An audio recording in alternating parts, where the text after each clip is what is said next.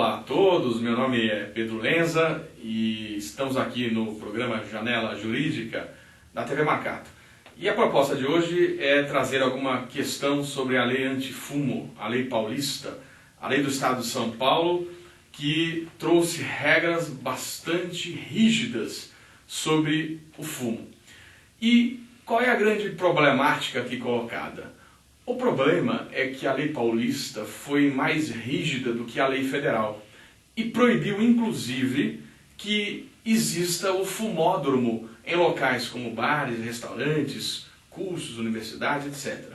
E essa novidade trazida pela lei paulista, ela contraria a lei federal que admite o fumódromo. Então, o que a gente tem? Nós temos duas leis que se conflitam, uma lei federal antiga, anterior, que já admitia o fumódromo, e a lei paulista nova, que passou a proibir. Essa questão foi colocada no Poder Judiciário, seja via mandado de segurança na primeira instância, seja via ação direta de inconstitucionalidade no Supremo. E o Supremo vai ter que resolver. Será que o Estado de São Paulo poderia proibir o fumo?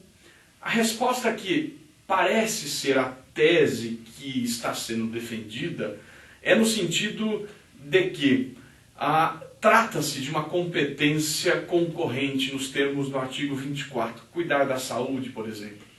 E diz o artigo 24 que quando estou diante de competência concorrente, a União legisla sobre normas gerais e os estados legislam sobre questões específicas.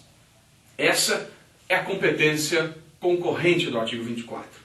Isso quer dizer, se já existe uma lei federal tratando sobre normas gerais, e no caso seria a lei federal que admite o fumódromo, a lei estadual não poderia restringir, ou melhor, contrariar a regra geral da lei federal. Isso é competência concorrente, artigo 24, em seus vários incisos, especialmente cuidar da saúde, por exemplo, como é a questão do fumo. Mas vem aqui uma outra questão a ser colocada. Mas será que a lei paulista, que foi mais benéfica em termos de proteção à saúde, não poderia prevalecer?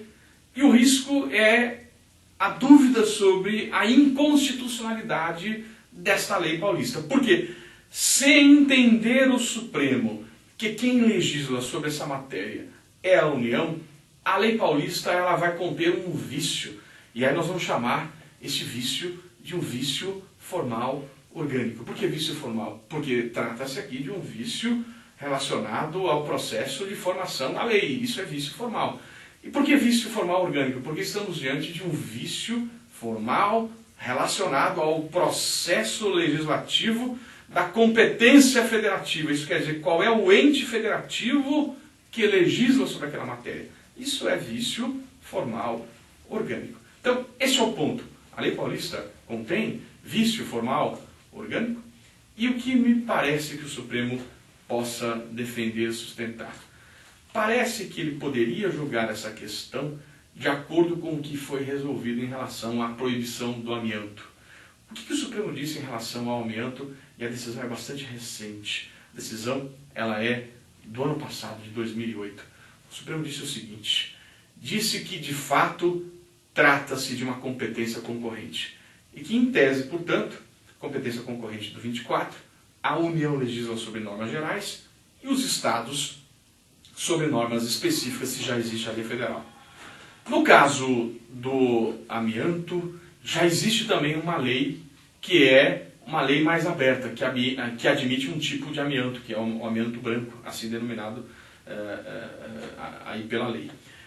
Só que a lei estadual foi mais protetiva em relação ao princípio constitucional do direito à saúde.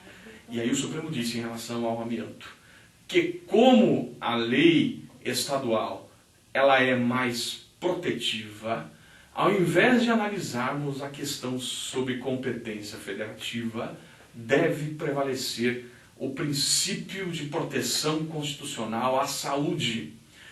Essa parece ser a linha que o Supremo possa, se entender que deva prevalecer a lei paulista, sustentá-la como constitucional. Por quê? Porque a lei paulista ela é mais protetiva em relação à saúde.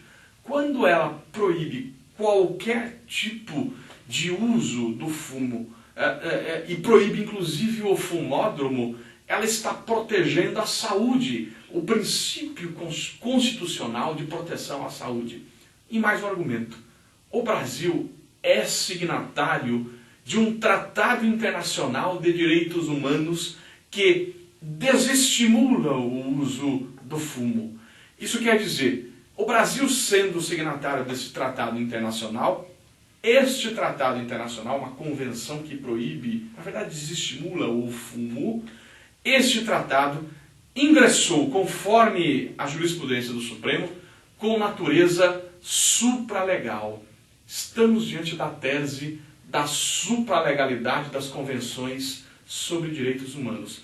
E, na linha da jurisprudência do Supremo, esta Convenção de Direitos Humanos, por estar acima da lei, ela paralisou a lei federal, que é menos benéfica em relação à saúde. E, portanto, a lei federal que admite o fumódromo está paralisada em relação à Convenção, Tratado de Direitos Humanos, que está acima da lei. É a tese da supralegalidade.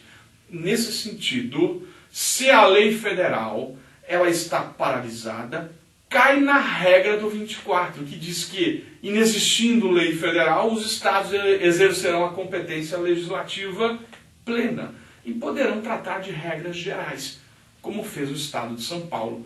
Então, nessa linha, parece sim ser a solução para que o Supremo declare como constitucional a lei paulista, porque ela é mais benéfica em termos de proteção à saúde e caminha nesse sentido diversas assembleias legislativas, como foi a do Rio de Janeiro.